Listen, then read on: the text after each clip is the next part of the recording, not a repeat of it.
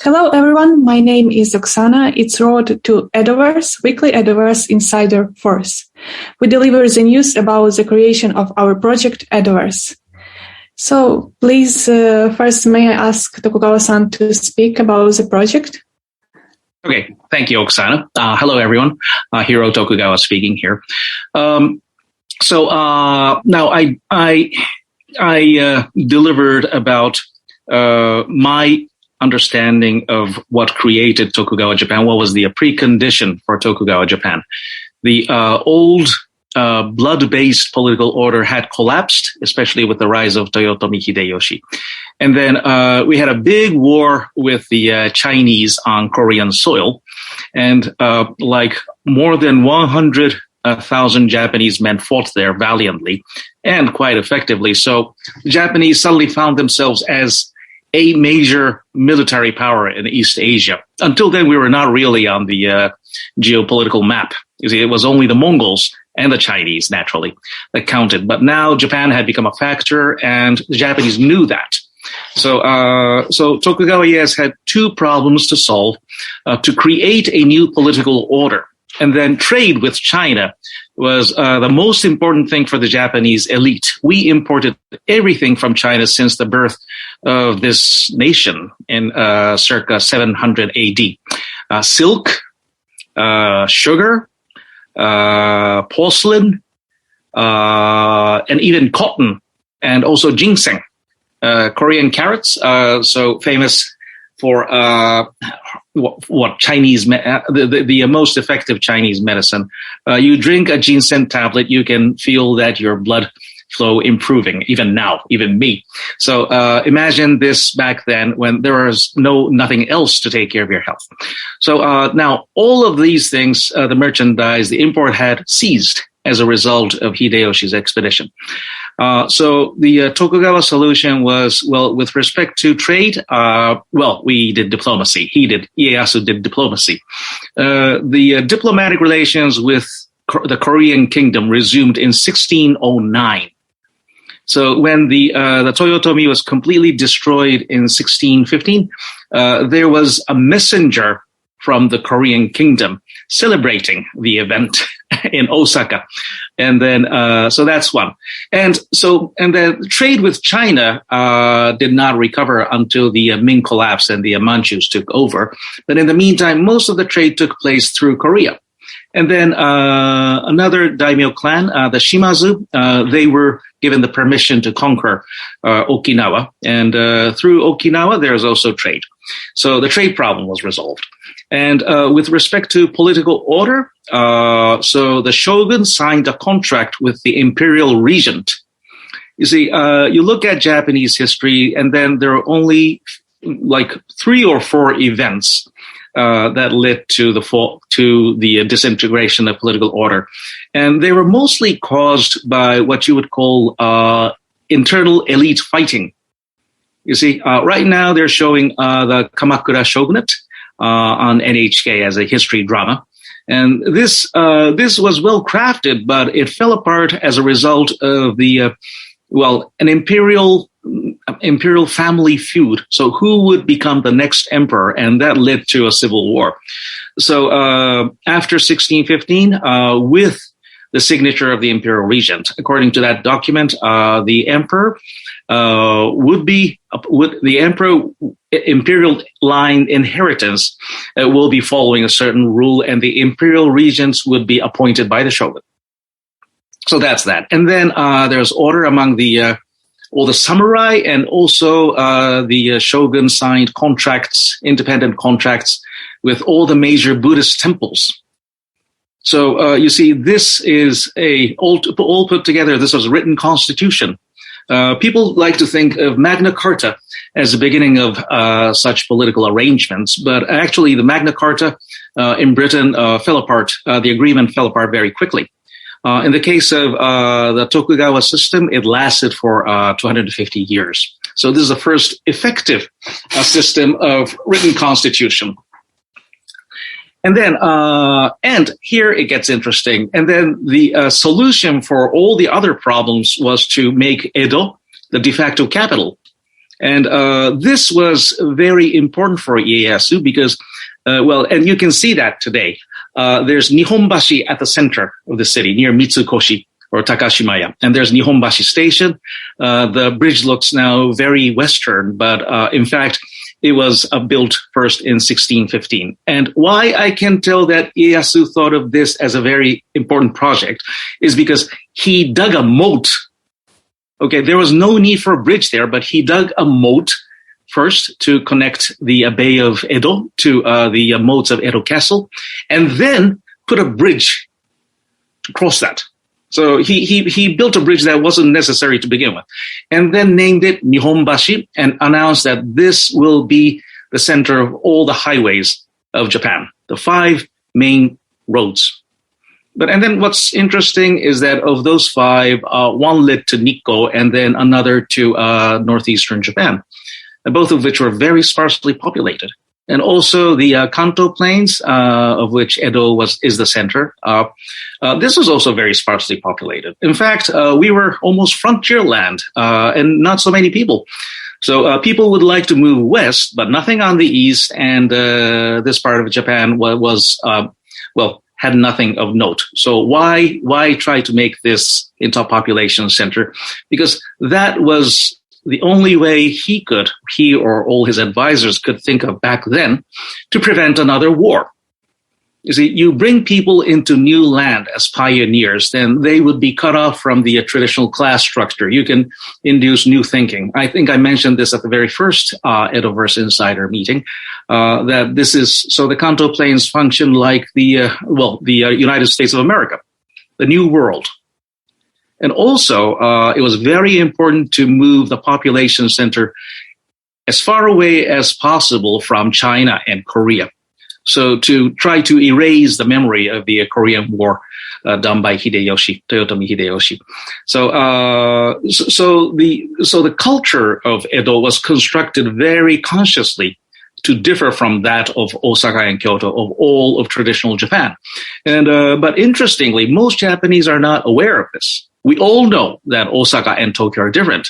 Osaka people still try to compete with Tokyo, but Tokyo people don't pay attention to that, But actually, the thinking is quite different, as I mentioned earlier. So it's like the Jews and Arabs, Palestine Arabs, both calling themselves Israelis and not understanding why the other side is so different from them.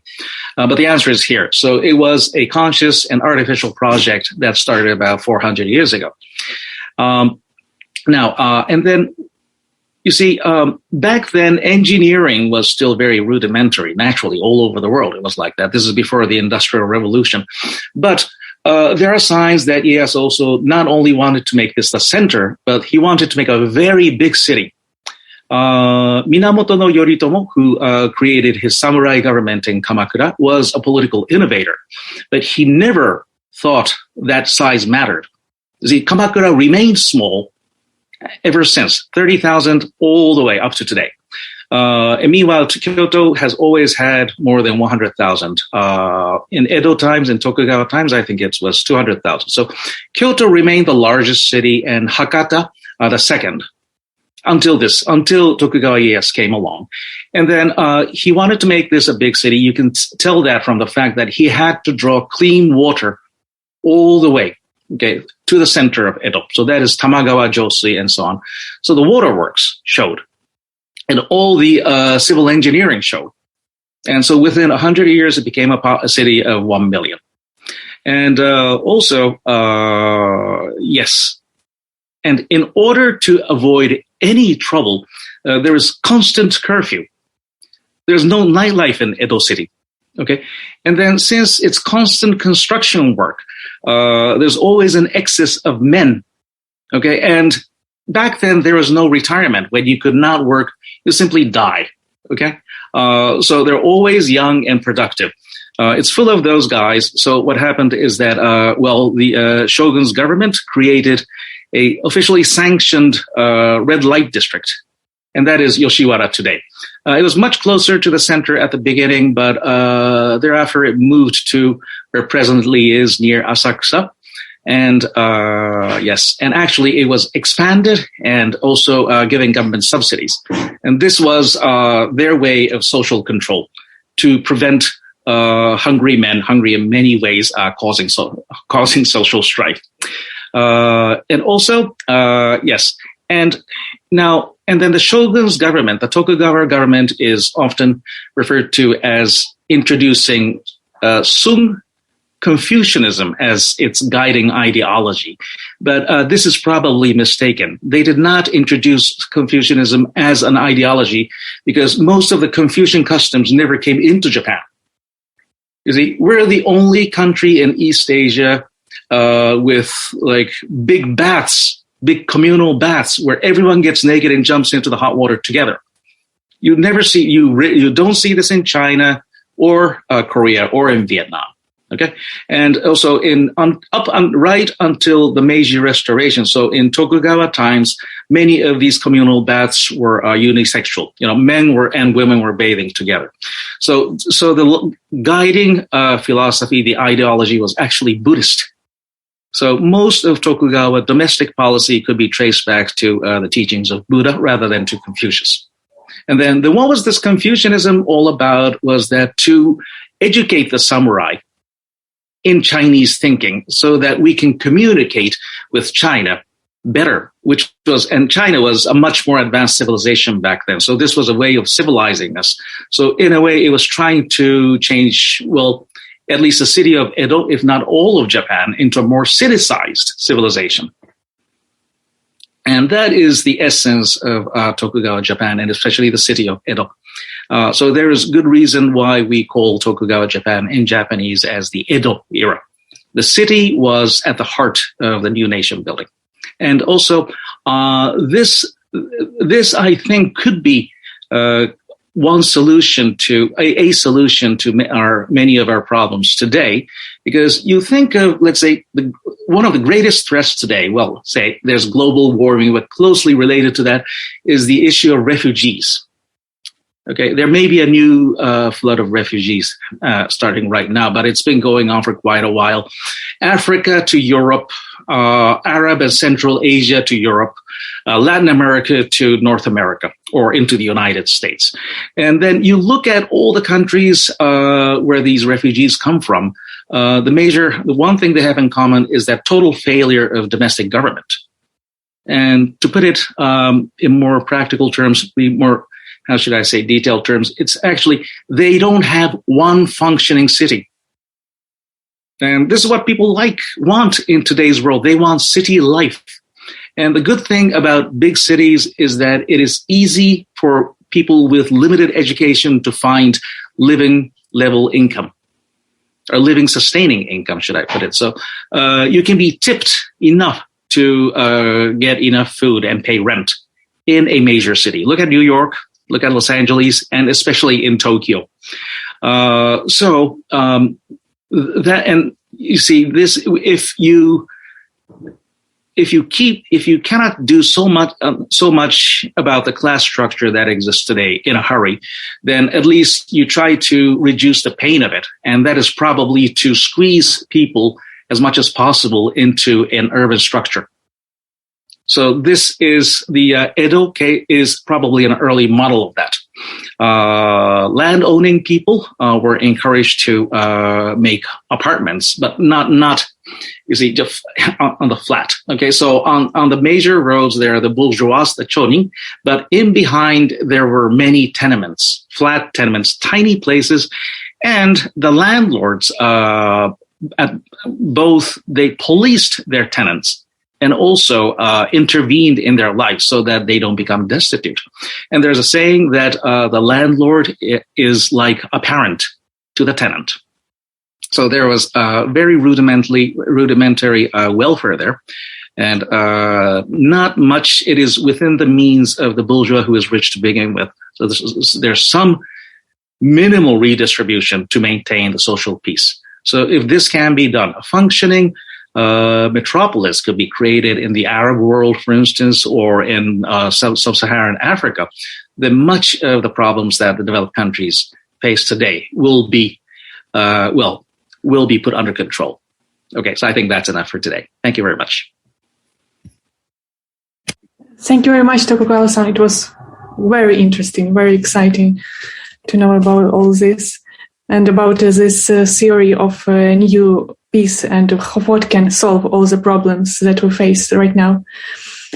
So then may I ask Mr.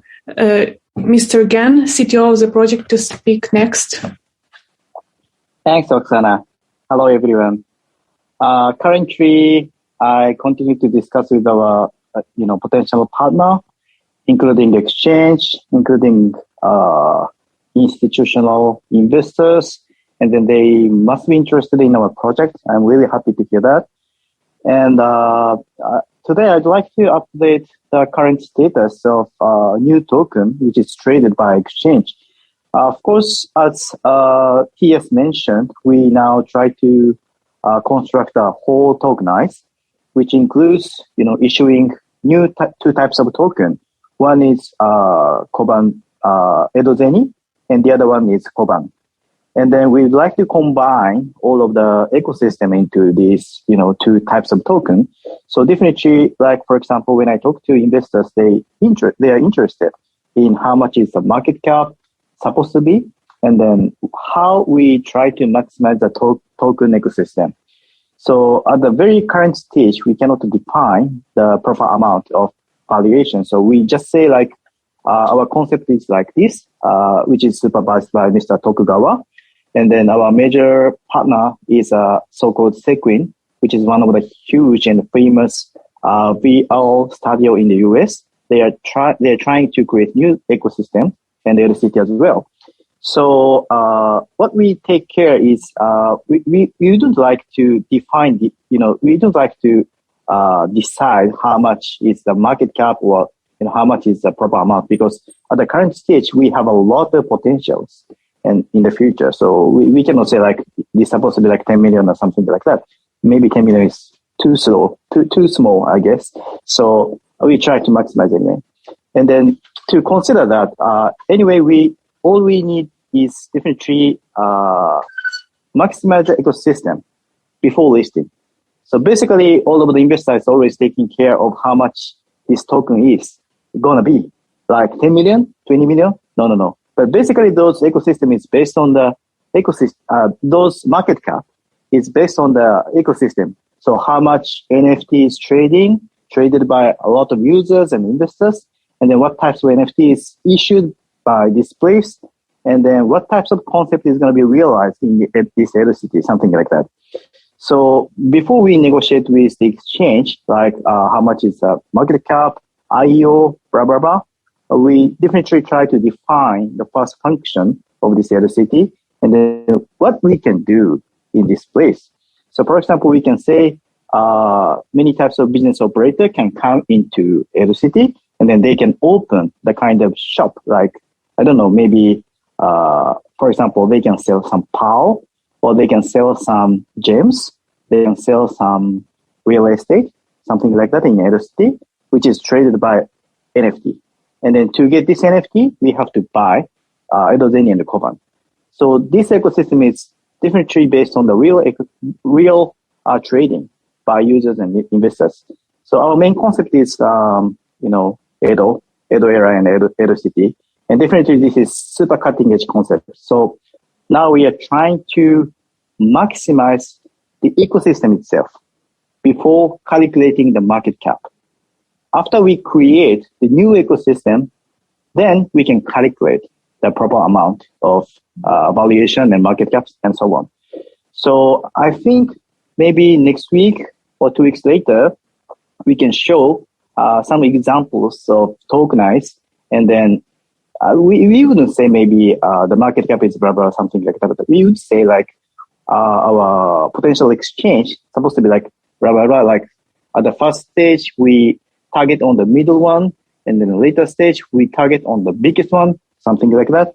And then we still have some partners. So I'm looking forward to showing our next phase to all of the parties. Thank you so much. Thank you very much, Ken. And the next, Dominique, please may I give you a word to speak about the project overall. Thank you, Oksana. Yeah, thanks for the game's effort. That is what he mentioned today was actually it's really amazing things. It's just broadly that he's talking about a whole ecosystem, and it's gonna be really big. And also today, if you just think about Mr. Tokugawa's suggestive story today, we can dream a lot about this Edoverse, because Edoverse, the people you may think it's just like a Edo City landscape. It's just it's an old city scene that you can see, but actually not. Yeah, if you think of Mr. Tokugawa's very, very suggestive story about Nihonbashis, and also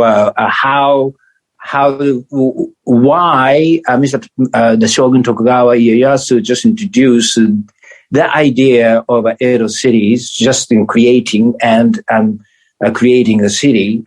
This is just he wanted to try to stop the way of thinking of battle, because those the period that people really love battle, not a peace. But and the Ieyasu Tokugawa wanted a peace.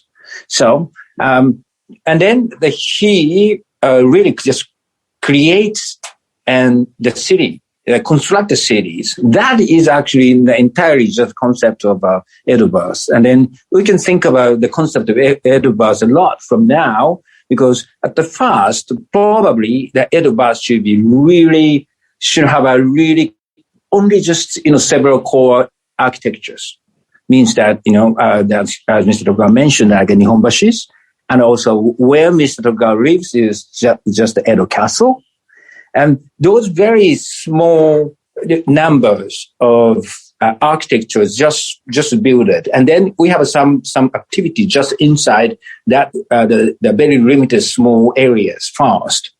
But the Edo is expanding. It's just creating, to the big city.